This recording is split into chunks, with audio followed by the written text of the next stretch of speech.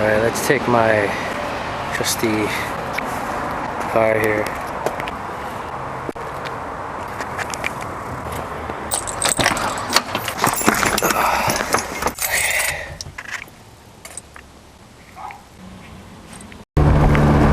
Okay, there we are. Murray Road. To the left here we have Teskey, which was the initial rumor that people thought the fire was coming from. And going down the street, which was closest to the blaze. You can see some people have returned to their homes. Yet I don't know why, because apparently it's supposed to be asbestos lurking in this area. I see some kids playing over there. Kind of dangerous, would you say?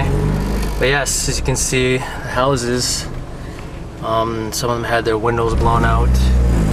Some kids playing.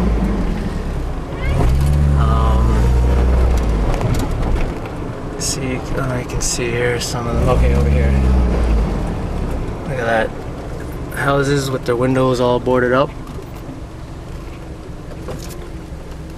Let's see, let me zoom into there a bit. See, all these windows are boarded up.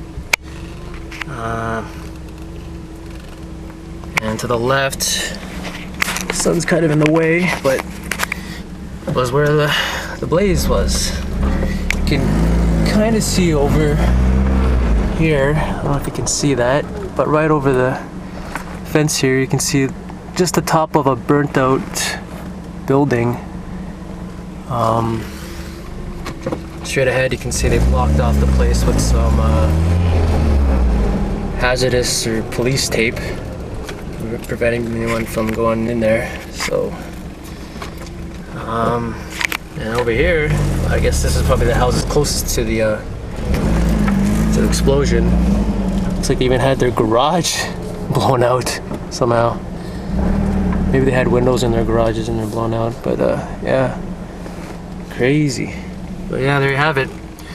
That is the current update of the Toronto propane explosion.